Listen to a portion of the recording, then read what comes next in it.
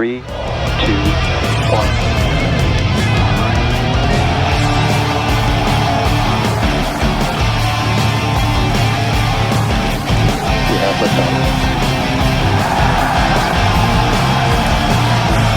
Vehicles pitching downrange.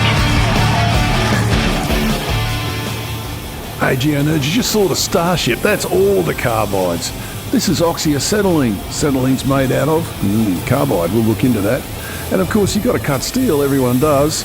But what if you want to go really fast in a train? Well, there you go. Here's the Shinkansen coming through the station. Carbides, lots of it. If you want to cut steel like it's made out of plasticine, then you definitely need carbides. And of course, if someone's going to shoot at you, it's really good if you're wearing a carbide vest like this one. That's a 50 cal round. Oh my God. Anyway, here we are. If you want to do this sort of stuff spinning around the earth, you need carbides, probably all of them. Anyway, let's have a look at this. I found it fascinating. You know what I'm going to say? If you dig the vibe, like and subscribe. So, let's rock.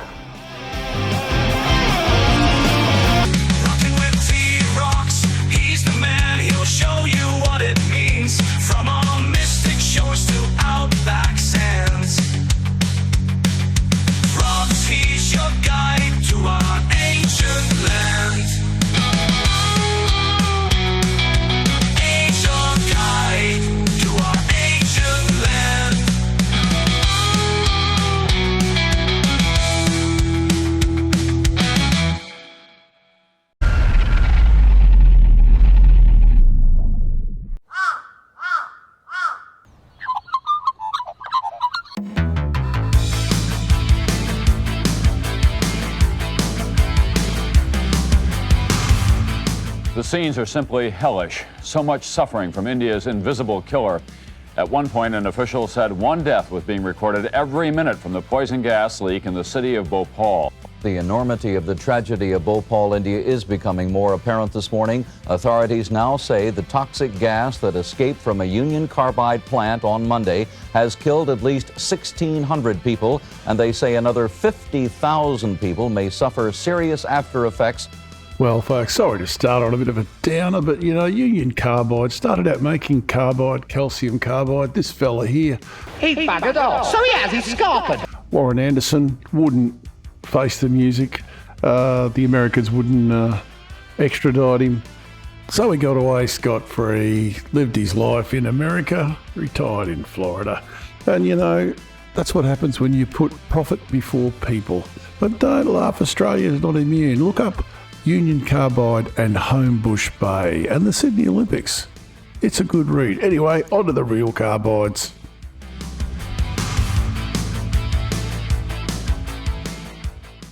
Well, folks, what's a carbide? Well, a carbide's just something where carbon is bonded to a metal. And there's boron carbide, tungsten carbide, titanium carbide, silicon carbide, calcium carbide, zirconium carbide, hafnium carbide, beryllium carbide, vanadium carbide, and molybdenum carbide. We're going to do all of those today. That's too hard. We're just going to do these, because these are the ones that are used mostly in industry. The others are used, but this one we can illustrate. So boron carbide, tungsten carbide, titanium carbide, silicon carbide, and calcium carbide, which, by the way, is the carbide that Union Carbide used to make, for making acetylene mainly. Anyway, let's get into it.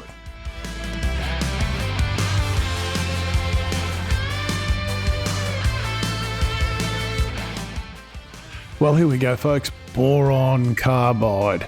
There's a bunch of boron in this, as you can see. First synthesized by this bloke, Henry Moissan, in 1899, a French bloke.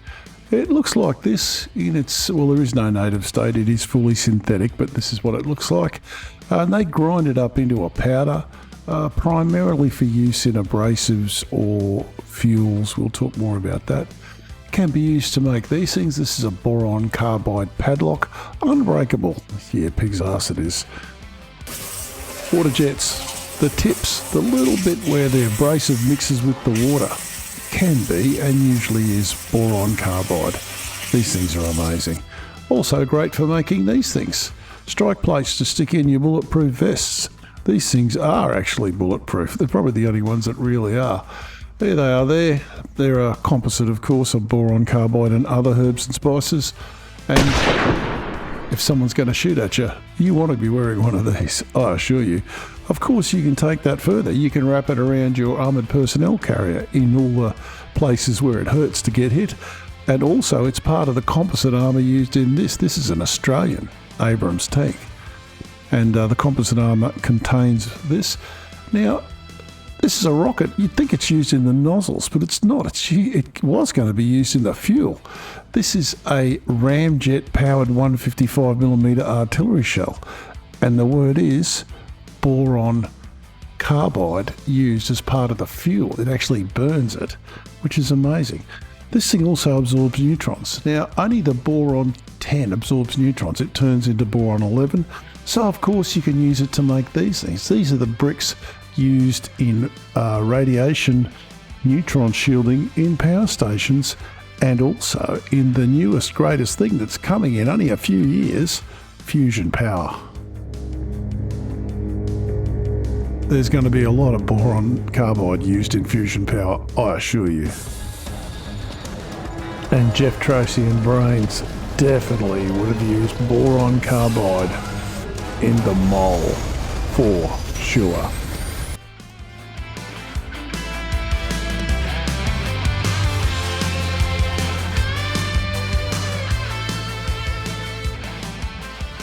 This is tungsten carbide, tungsten in the middle, carbon surrounding it. And it forms a very strong lattice like this, which is why it's a very tough material, second only really to diamond.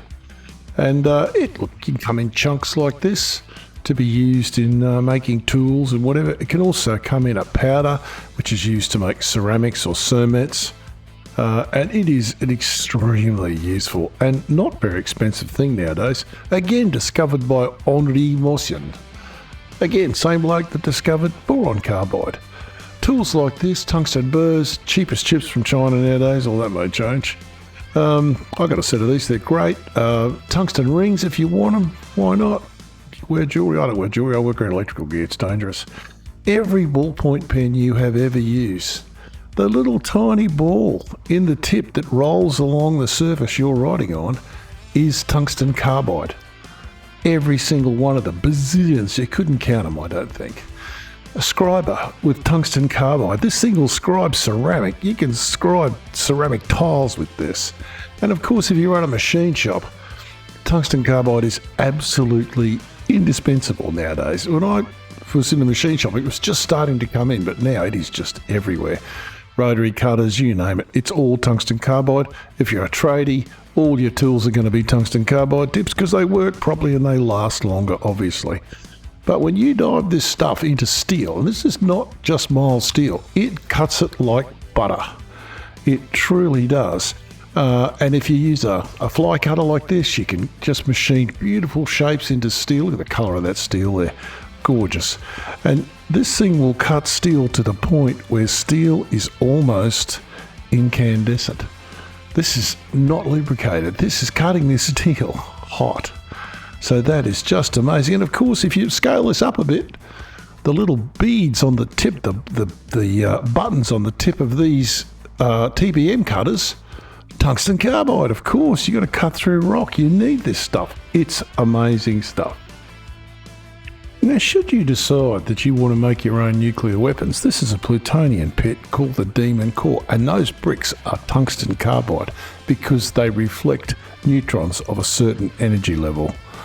But if you do decide you want to make it out of uranium, this is little boy here, well, down the bottom here where the two pieces come together and it all goes bang, that grey stuff is tungsten carbide, again, because it reflects low energy neutrons, which is what they need to make it go bang, and it absorbs high energy neutrons, which is just perfect. Now they use beryllium because, it works a lot better actually. But this was in the early days.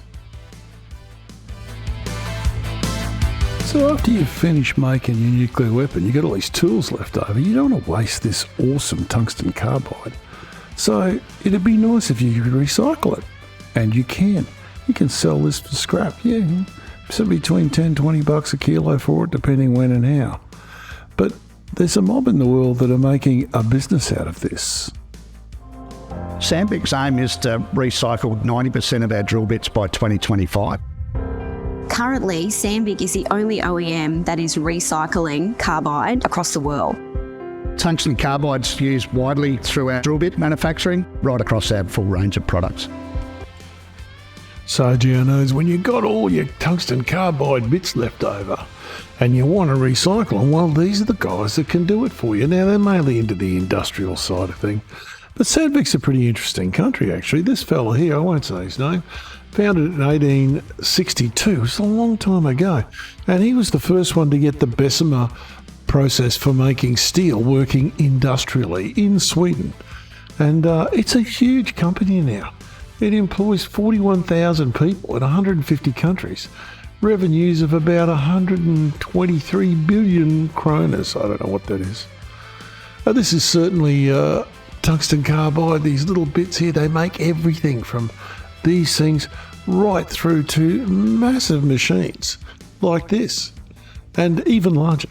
They make custom machines for TBMs, etc. So there you go. Swedish company, 100 and something years old, still going strong.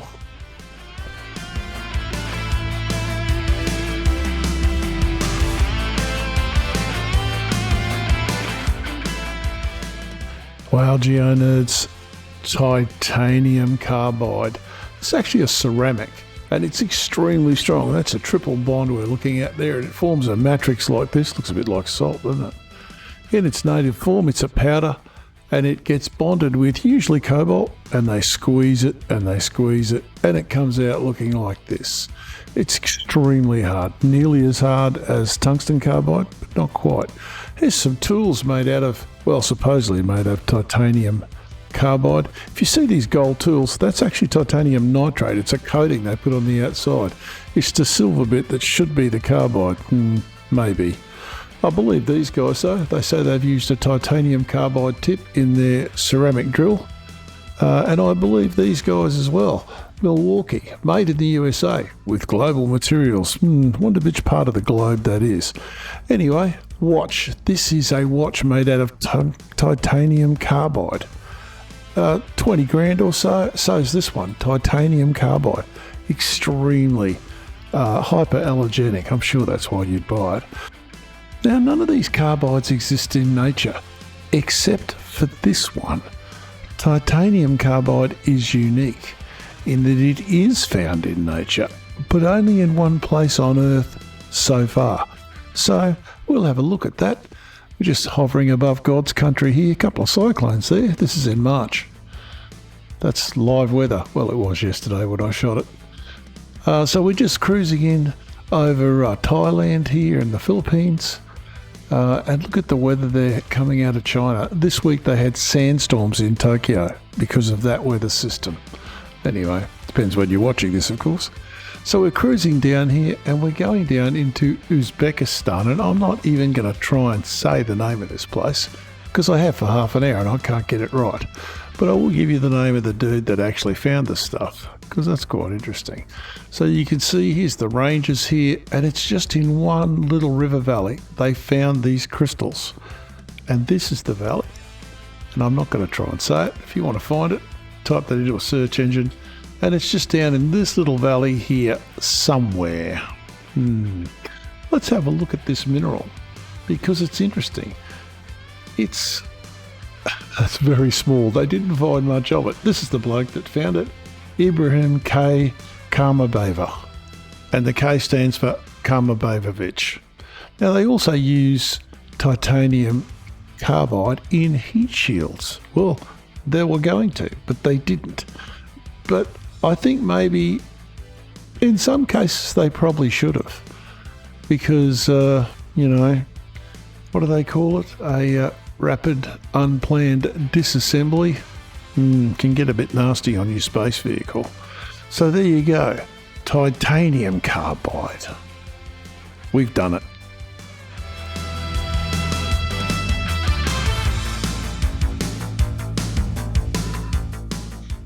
Well, GeoNerd, silicon carbide, hey? 4 silicons and a carbon, a few double bonds. This is a strong little molecule and it forms strong lattices, crystal structures. Here it is. Doesn't look like much. Looks like burnt sand, because it is really. It's, of course, like all the carbides, it's very hard. This is actually destined for the semiconductor industry, but it could just be grinding paste. Discovered by this guy, Dr. Atkinson, back in 1891. He was trying to make diamonds, but he blew it. He made something probably even more useful. Silicon carbide used in these, whetstones for sharpening knives. There's lots of other things used in this, but silicon carbide is one of them. A lot of the little, one of the blades in here will be a silicon carbide stone. Also used as a grit in these things. We talked about boron carbide used as the dye. Well, when they introduce grit to these to make them cut steel better, quite often that grit is silicon carbide. Now, if you're wealthy enough to own a car that can have ceramic brakes, like this is, Porsche, etc., silicon carbide ceramics. Now, silicon carbide is also a semiconductor, so you can make diodes and you can make MOSFETs out of it. So if you like your electric vehicles to be reliable and run long term, I guarantee you they will have silicon carbide power electronics in them somewhere. Now, a lot of companies are cutting back on the use of silicon carbide in EVs purely because they're getting smarter. They're able to do more with less. But not just the EVs. If you want to charge the thing and you want to charge it fast, you need silicon carbide in there, in those MOSFETs. And whether you like your EV to look like this, which I think looks amazing, or, you know, we forget, but these are also EVs. And silicon carbide is used extensively in the power electronics in electric trains. So they look like this, big blocks, bolt on, use thousands of amps, and it goes like this. Now there's another place where you want your electronics to be a little bit tough. So if you're going to go sticking your electronics up here in all of this cosmic radiation, and there's plenty of it up there, doesn't matter how well you shield it, or you're going to send it to Jupiter, or you're going to send it right through the solar system, you need electronics that are tough, and they can make a whole range of electronics out of silicon carbide. Now the ones for space are a bit dearer, because, you know, they gold plate them just to make them look good. No, it's not true. But all sorts of power electronics, all sorts of integrated circuits are made out of silicon carbide, especially for the space industry.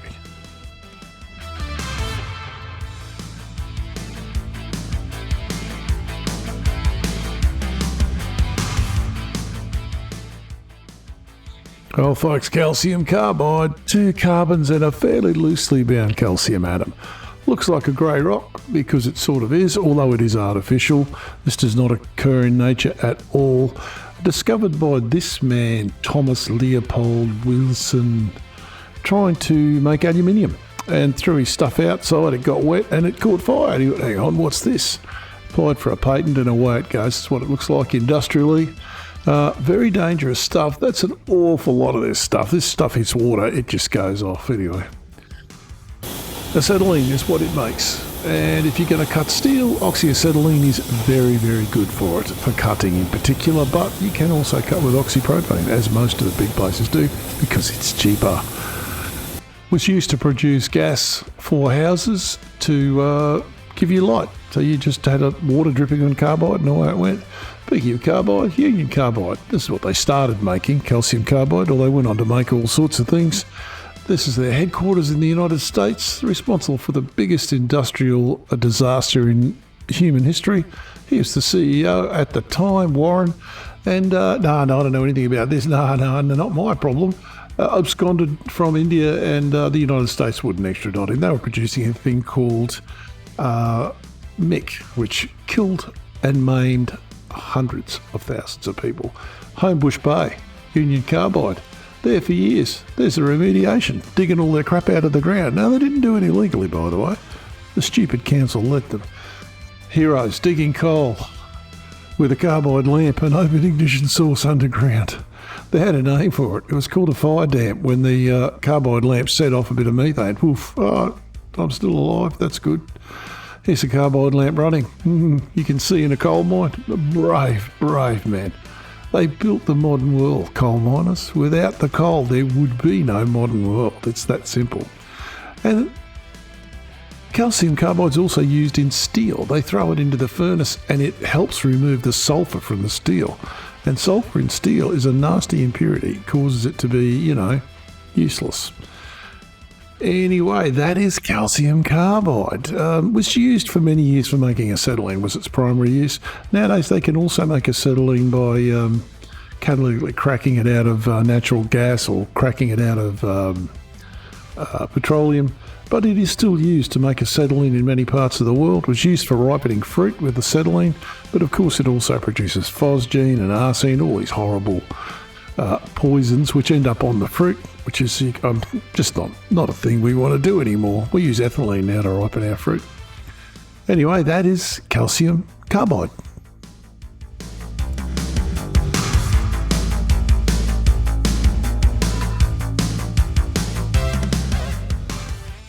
Well, there you go, folks. We've done the 5 carbides. Here's our amazing M1A2 Abrams tanks out there with our amazing people manning them, having a go. I think that's in Victoria. I wonder what it takes to drive one of these things from Victoria to Darwin if we're under attack. Don't worry about stuff like that. At least they'll know how to do it.